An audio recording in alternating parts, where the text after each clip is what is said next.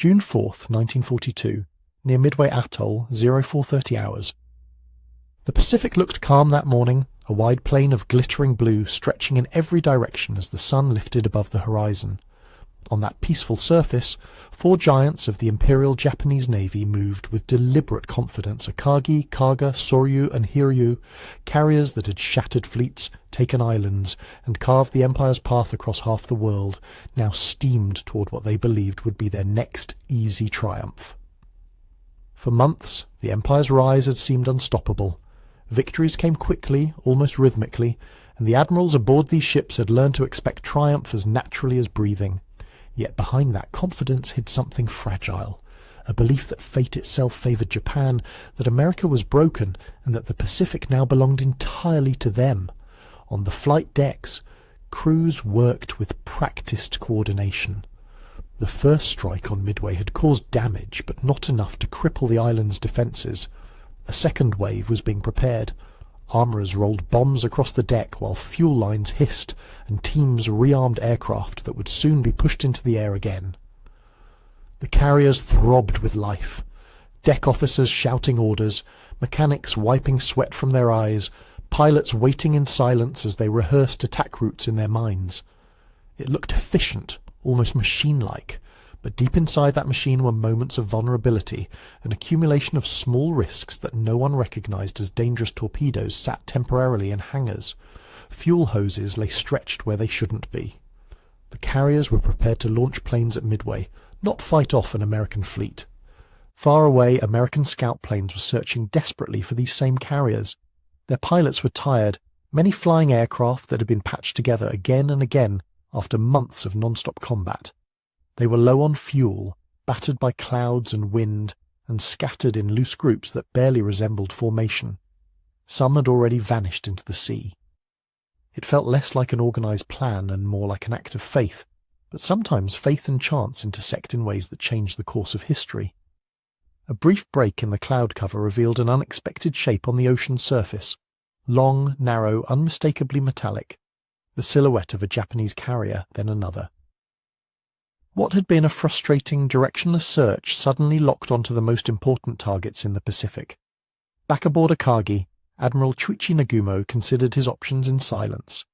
He had launched his first wave at Midway expecting resistance, but not a serious threat.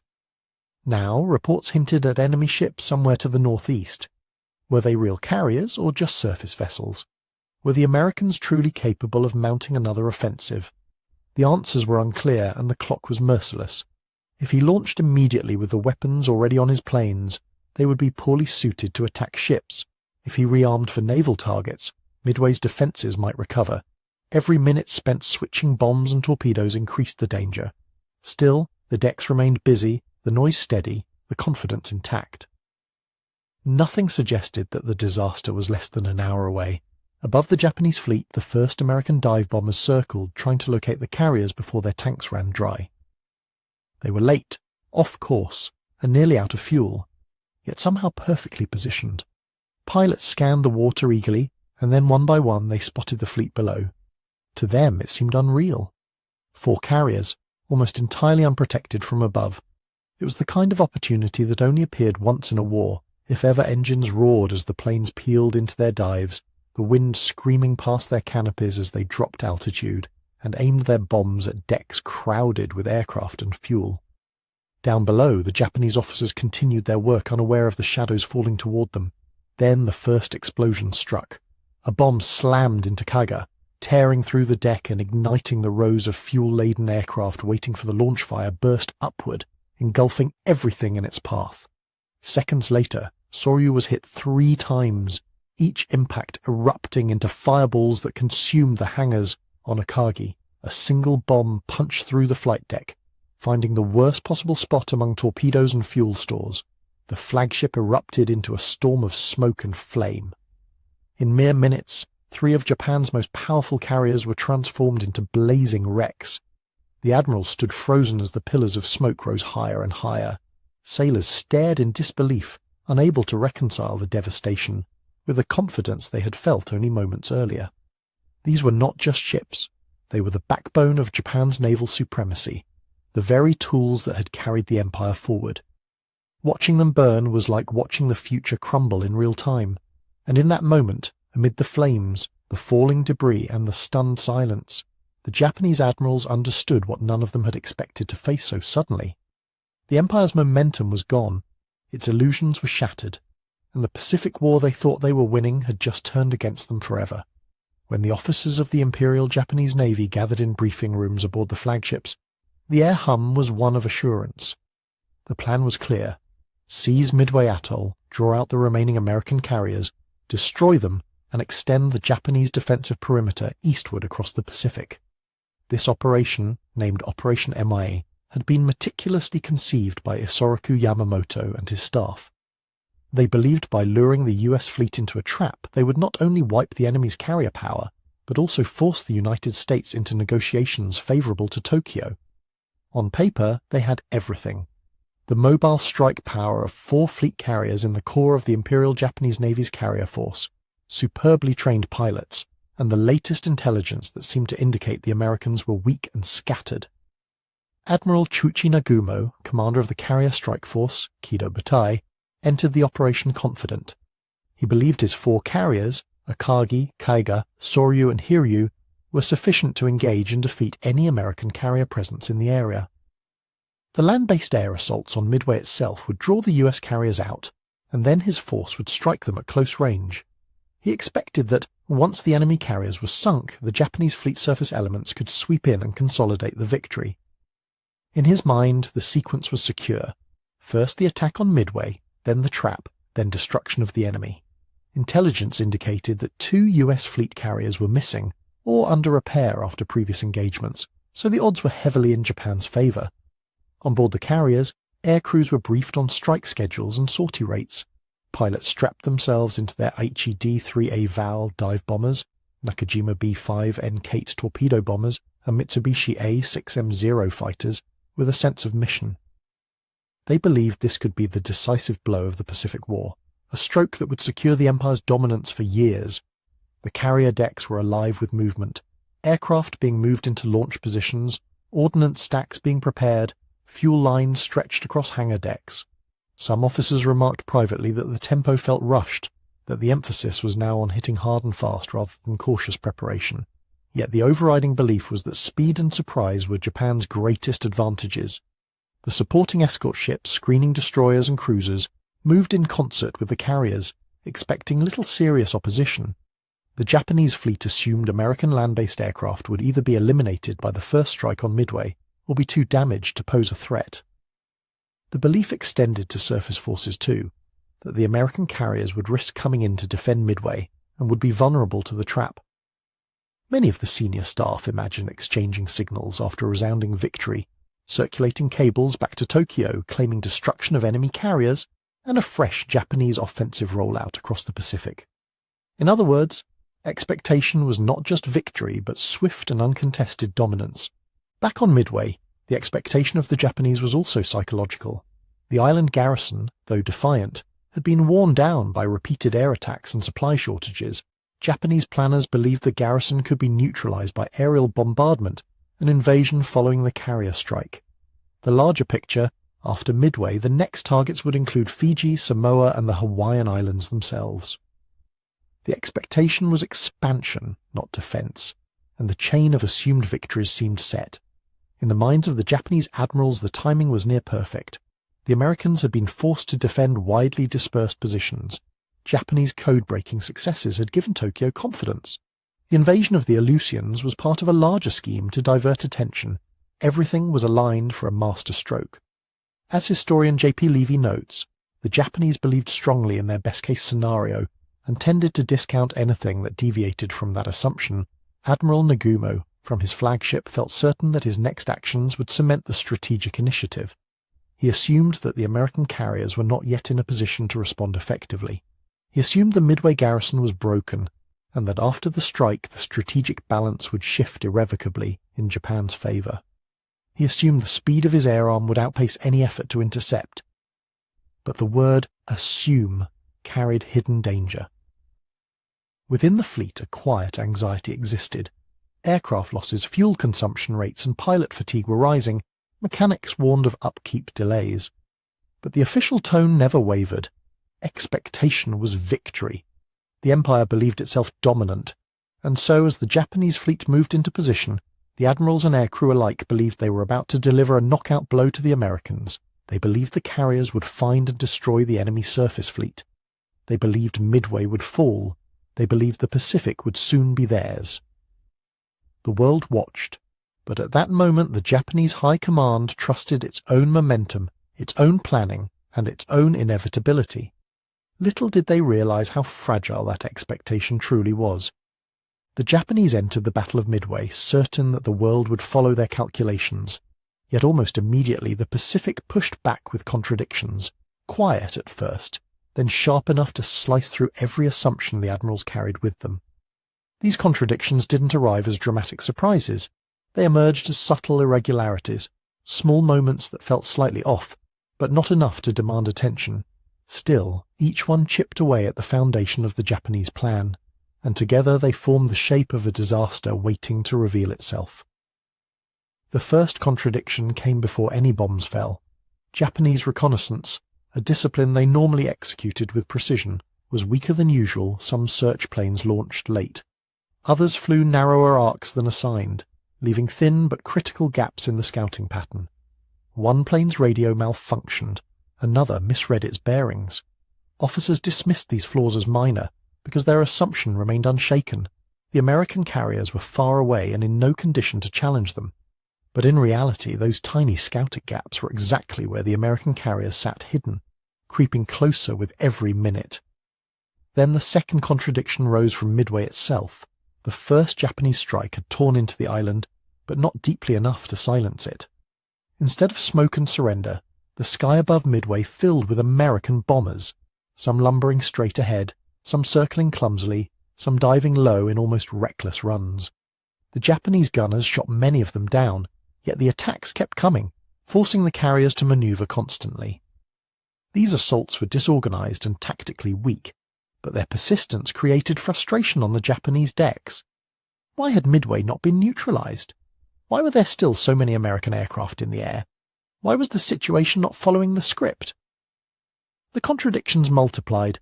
Pilots returning from the first strike insisted on a second wave to finish off the island's defences. Others argued the planes needed to be rearmed with ship-killing weapons in case the Americans appeared. Nagumas listened, weighing each argument, but the information feeding into the decision kept shifting. Reports of American ships trickled in incomplete and late. Officers urged caution one moment and aggression the next. Plans kept changing. Aircraft were rearmed for land targets, then switched to torpedoes, then back again. Every change consumed time. Every delay tightened the window in which Japan still controlled the battle. Then came the most unsettling contradiction yet. A scout plane finally sighted American ships, one of them clearly a carrier. The report was late, unclear, and frustratingly short. Nagumo had expected to fight the Americans eventually, but not now and not at full strength. The intelligence he relied on had suggested the American fleet was scattered or damaged. Yet here was a carrier group appearing exactly when Japan was least prepared to strike back. Officers on the bridge questioned the sighting, trying to reconcile it with their expectations. It didn't fit their model of how the Americans behaved. But the Pacific did not bend to expectations, and the enemy was drawing nearer. At the same time, contradictions appeared on the American side, but in ways that accidentally helped them. US torpedo squadrons launched early and flew low, slow, and almost suicidally straight toward the Japanese carriers.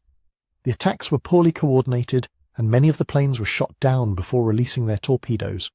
To the Japanese fighters, these torpedo bombers looked like the desperate thrashing of an exhausted enemy. But in chasing them, the Zero pilots descended to sea level and remained locked in chaotic dogfights far below the clouds.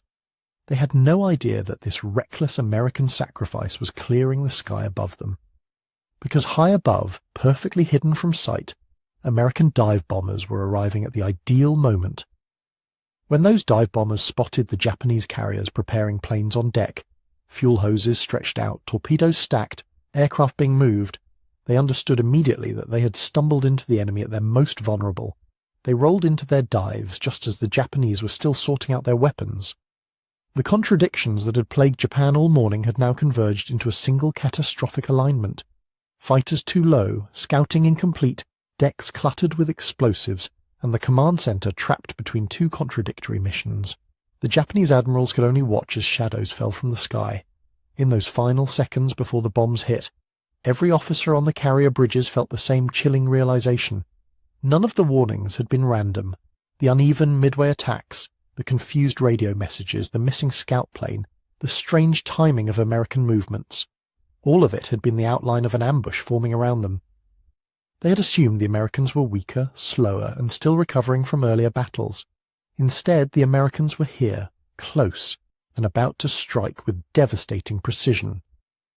The trap Japan believed it had set was collapsing inward, and every contradiction they had ignored now returned as fire. The scale of what unfolded in the next few minutes can only be understood through numbers that seemed harmless in isolation, but together formed the mathematical outline of a disaster. Until the Battle of Midway, the Imperial Japanese Navy had believed its strength was not just superior, but overwhelming. 4 fleet carriers, more than 200 aircraft, elite pilots forged by years of combat in China and the Pacific, and a battle plan built on experience rather than chance. In every calculation, Japan held the advantage. But war has a way of exposing the weaknesses hidden inside even the strongest equations. The first number that began to work against the Japanese was 4, the number of carriers they committed to the operation's centerpiece. 4 carriers gave Nagumo a powerful strike force, yet also concentrated enormous risk in a single formation. Losing even 1 would be devastating. Losing 2 would be unthinkable. Losing 3 or 4 belonged to the realm of nightmare. And yet, because the Japanese operated their carriers in tight formation to protect them from surface threats, they had unknowingly gathered their most precious assets into the smallest possible target area. It was a mathematically efficient arrangement for defense, and a mathematically lethal one for surprise attack. Then there was the number 20. Japan had launched only a narrow spread of reconnaissance aircraft that morning, roughly 20% of what a cautious commander might have used. This reduced search effort left gaps, seemingly small arcs of empty ocean, but each gap represented dozens of miles where an enemy carrier could hide. As fate had it, the American carriers sailed directly through one of those gaps. The Japanese did not realize it, but 20% less coverage had created a 100% blind spot. Meanwhile, Midway's defenders launched wave after wave of aircraft, more than 60 planes in all.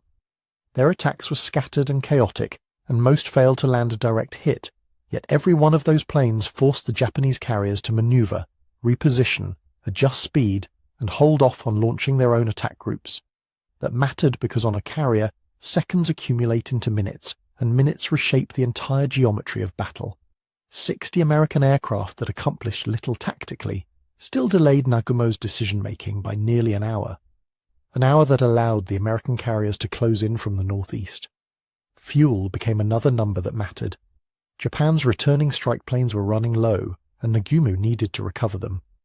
But with every minute of delay caused by reconnaissance uncertainties and unexpected attacks, the carriers had to maintain evasive maneuvers that made recovery difficult. Once refueled, those planes had to be rearmed with the correct weapons, and here the numbers turned dangerous. Dozens of bombs and torpedoes lay exposed on hangar decks. Hundreds of gallons of aviation fuel had been pumped into waiting aircraft, and dozens of crews were rushing to switch configurations yet again. The greater the number of tasks required, the greater the vulnerability. Then came the American dive bombers, 37 from Enterprise and 17 from Yorktown. Only a fraction found their targets, but that fraction was enough to alter the Pacific War. 3 sections of dive bombers, each less than a dozen aircraft, descended almost simultaneously upon 3 different carriers. This was not by design. It was coincidence mixed with determination. But in war, coincidence sometimes has the power of a carefully crafted plan. The Japanese carriers had only a few fighter patrols left at altitude, and most of the Zeros were busy chasing torpedo planes at sea level. With the skies above open, the American dive bombers had a clear path. They attacked from steep angles, releasing bombs when the decks filled their vision. A single bomb weighed only a few hundred kilograms, but the Japanese carriers' decks were lined with far more explosive potential. Torpedoes stored nearby weighed more than half a ton. Each aviation fuel pipelines ran through the hangars. Scores of armed aircraft were packed wingtip to wingtip, forming a deadly chain of fire. One bomb on Kaga triggered explosions that multiplied into a chain reaction. Another bomb tore through Soryu's decks and ignited fuel tanks lined beneath. A lone bomb on Akagi found exactly the wrong spot. A cluster of armed attack aircraft standing ready, each loaded with high explosives. The numbers turned against Japan instantly. One bomb became 10 internal detonations. 10 detonations became a spreading inferno. An inferno became the loss of the ship. In less than 6 minutes, 3 carriers, representing 3/4 of Japan's strike power, were fatally hit. Hours later, Hiryu would launch her desperate counterattacks, but even that ship would eventually face more than 50 American aircraft hunting her down. By the end of the day, all 4 carriers would burn, their crews abandoning them into the sea. More than 3,000 Japanese sailors and aviators would be gone, along with the irreplaceable core of Japan's naval aviation and the Americans. They had lost 1 carrier, Yorktown, and roughly 150 aircraft. Their losses were painful, but mathematically the imbalance was overwhelming. 4-1 in carriers, thousands to hundreds in personnel, and more importantly, elite Japanese pilots replaced by green American recruits arriving every month. The numbers no longer favoured the Empire, they condemned it. And as the Admirals watched, flames consumed the pride of the fleet. They understood that arithmetic, not heroism, had begun to decide Japan's fate. When the bombs tore into the Japanese carriers, the devastation felt less like a military defeat and more like a personal unravelling for the men who lived aboard those ships. These sailors and pilots had spent months believing their fleet was unbeatable. They trusted the steel beneath their feet, trusted the routines they followed every day, and trusted that the Empire's rise gave them a shield against disaster. But now, in the space of a few minutes, the shield broke, and the confidence they had carried dissolved into panic, smoke, and the instinct to survive. On Kaga's flight deck, Petty Officer Masaji Yamazawa had just finished helping line up bombers when the explosion hurled him forward. He tasted smoke before he fully understood what had happened. Flames rolled across the deck so quickly they looked alive. Around him, men he knew by name were crawling, shouting, or lying still. Yamazaki forced himself to move, dragging a wounded mechanic away from the spreading fire. Another blast shook the deck, spraying debris over them, but he kept going. Pulling men toward the rail even as the heat burned the air in his lungs, Kaga had always felt like a floating home. Now it felt like a place determined to swallow everyone still aboard. Inside Soryu, Lieutenant Tomonaga Joichi struggled through corridors turning black with smoke. He held an arm under a young pilot's shoulders, guiding him toward the ladder that led to the flight deck. The pilot's legs trembled. Tomonaga didn't blame him. The sounds coming from below, metal twisting, ammunition exploding, men shouting for help, were enough to shake anyone. When they reached the surface, the deck was chaotic. Flames leapt from open hatches, and crewmen ran in every direction, some trying to fight the fires, others simply searching for a way out. Tomonaga felt the ship's heartbeat fading under his feet. He had flown countless missions and faced enemy gunfire, but nothing felt as frightening as watching Soryu die from within. On Akagi, Admiral Nagumo stood on the bridge, frozen for a moment as his flagship burned.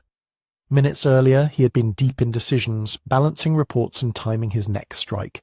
Now he watched sailors he had commanded for months run through smoke, carrying the wounded or trying to pull hoses toward impossible flames. The sight cut through the composure he had built over years of service. He had always thought of his men as parts of a larger machine, but in that moment he saw only individuals, faces twisted by fear, desperation, and determination. Giving the order to abandon ship felt like tearing out a piece of himself, yet he knew delay would cost more lives. On Hiryu, Ensign Kiyoshi Iwata climbed from his aircraft and stared at the columns of smoke rising from the horizon. He had always believed the Kido Butai was invincible, a force that would carry Japan to victory. Now, watching 3 carriers burn at once, he felt something break inside, a weight he could not define. Around him, crewmen rushed to prepare another desperate strike, but even in their movement there was a tremor, a quiet understanding that the Empire's future had suddenly grown uncertain. For every man in the fleet, the battle was no longer about strategy. It had become a moment of painful clarity when the realization settled that even the strongest empire could bleed. Hiryu remained the lone survivor, in a sea that only hours earlier had carried the pride of the Japanese carrier fleet.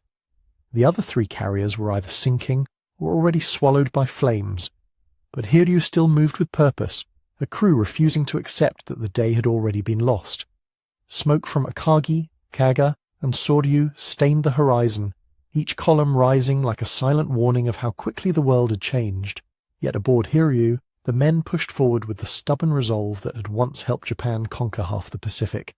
If they could strike back just once, they believed they could prove that the fleet's spirit had not been extinguished. Below decks, mechanics worked with grim focus. Sweat ran down their faces as they rearmed what remained of the strike group, squeezing torpedoes into position and checking fuel lines under the thrum of the ship's engines. The air around them was thick and hot, filled with the metallic smell of machinery pushed beyond its limits. No one spoke unless necessary. They all knew time was the enemy now.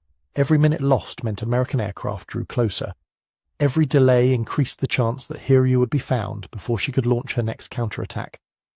Lieutenant Commander Tomonaga Joichi walked across the flight deck with the composed determination of a man who understood the stakes more clearly than anyone he had flown earlier in the day, returned wounded, and now climbed back into the cockpit despite the pain. He glanced once at the rising smoke columns, the graves of the other carriers, and felt a quiet acceptance settle inside him he did not expect to survive. What mattered was one final strike, one last blow for the men who had fought beside him, and for the fleet that had given him purpose. Hiryu's remaining aircraft roared into the sky and sped toward the reported position of the American carriers. The ocean below shimmered with harsh sunlight, and the Japanese pilots scanned every shadow until Yorktown finally came into view. Tomonaga organized the attack calmly, weaving his planes through the web of American anti-aircraft fire. Explosions erupted around them, shaking the air, but the attackers pressed forward. Tomonaga flew so low during his torpedo run that seawater sprayed against his canopy. When he released his torpedo, he felt a brief surge of relief. Moments later, a tall plume of water rose beside Yorktown as the torpedo struck home. For a moment, hope flickered. Hiryu had hurt the enemy. Japan still had a voice in the fight, but that moment passed quickly. Yorktown, though battered, refused to die. Her crew worked with stunning efficiency, patching holes, sealing ruptures, and restoring power. Hiryu had no such luxury. As her pilots turned back toward home, American scouts had already closed in on her position. The alarm sounded just as the dive bombers arrived. They came in high, emerging out of the sun before the gunners could properly track them. Anti-aircraft fire clawed at the sky, but the attackers were already plunging downward. The first bomb tore through the forward flight deck, throwing men off their feet. A second hit deeper, igniting fuel and ammunition. Fire burst across the ship in blinding waves, passageways filled with smoke. Officers shouted orders that dissolved into the roar of flames. The deck buckled. The ship shuddered. Hiryu had launched the fleet's final counterattack. Now she was joining her fallen sisters, and as the men fought the growing fire, they understood the full truth. This was the moment the war's momentum slipped permanently from Japan's grasp. When the flames on Hiryu finally weakened and the ship began to settle into the sea, a heavy quiet spread across the surviving Japanese vessels. Hours earlier, the Kido Butai had been the most feared naval force in the world. Now only scattered destroyers, weary cruisers, and stunned sailors remained to witness the end of their proud carrier group. The sea, once alive with the sound of engines and coordinated operations, felt unnervingly empty. Smoke drifted low over the water, carrying the bitter smell of burned fuel and the fading echoes of a battle that had gone terribly wrong. Rescue ships moved cautiously through the wreckage, pulling survivors from the waves. Some sailors clung to floating debris with trembling hands, their faces streaked with soot and salt. Others floated silently, staring at the sky as if trying to understand what had just happened. Many had served on their carriers since before the war began. They had eaten together, trained together, joked through long nights on deck, and imagined victories that would last forever. Now they were adrift, their home gone, their sense of invincibility shattered. On board the destroyers, officers took counts of the rescued, calling out names that sometimes received no answer. Medics treated burns and shrapnel wounds, while exhausted crewmen wrapped blankets around the men pulled from the sea. Yet even among the saved, the atmosphere was not relief. It was disbelief. Everyone knew that Japan could rebuild ships, but they also understood that the skilled aviators who had gone down with the carriers could not be easily replaced. Years of training, thousands of hours of practice, and the tight bond of experienced squadrons had vanished in an afternoon. Farther away, the senior officers met in quiet, restrained conversations. They spoke of regrouping and reporting losses, but beneath their words lay a deeper realization. Japan's naval power had suffered a wound far worse than any single battle should have delivered. The Empire still had battleships, cruisers, and bases across the Pacific, but without its carrier strength the direction of the war had shifted. The momentum that had carried Japan across oceans now slipped from its grasp, leaving uncertainty in its place. As dusk settled over the Pacific, the last sparks from Hiryu's remains faded beneath the waves. The survivors watched in silence, knowing they had witnessed not just a defeat, but the turning of a tide that could never be reversed. When the fires of Midway finally dimmed, the deeper meaning of the battle became impossible to ignore. Japan had not simply lost ships, it had lost the illusion that its rise across the Pacific was unbreakable. For months, victories had come quickly, reinforcing the belief that skill, discipline, and momentum made the empire untouchable. But Midway revealed how thin that confidence truly was. In a single afternoon, the core of Japan's naval aviation vanished, and with it the certainty that the war's direction lay firmly in Japanese hands. The battle's meaning did not rest only in the wreckage, but in the contrast between expectation and reality. Japan entered Midway believing it controlled the timing, the pace, and the shape of the conflict. The Americans, however, refused to play the part Japan had assigned them. Their attacks were chaotic, their losses heavy, yet they kept striking even when the odds left almost no room for success. That stubborn persistence created the moment that changed everything, a moment born more of desperation than of perfect strategy. Midway demonstrated that sometimes war turns not on strength, but on timing. The American dive bombers were late, separated, and nearly out of fuel, yet they arrived at the one instant when the Japanese carriers were exposed to Japan, driven by confidence and momentum, had built its plan around assumptions, and those assumptions collapsed the moment reality shifted. It was a reminder that even the strongest force can fall to a single miscalculation. For Japan, Midway marked the beginning of a decline it could never reverse. New carriers could be built, but the experienced pilots lost that day could not be replaced quickly enough. For the Americans, it was the spark that transformed survival into advantage. In the end, Midway became the moment when the Pacific War changed direction, and when the Empire understood that even its greatest victories had never guaranteed its future,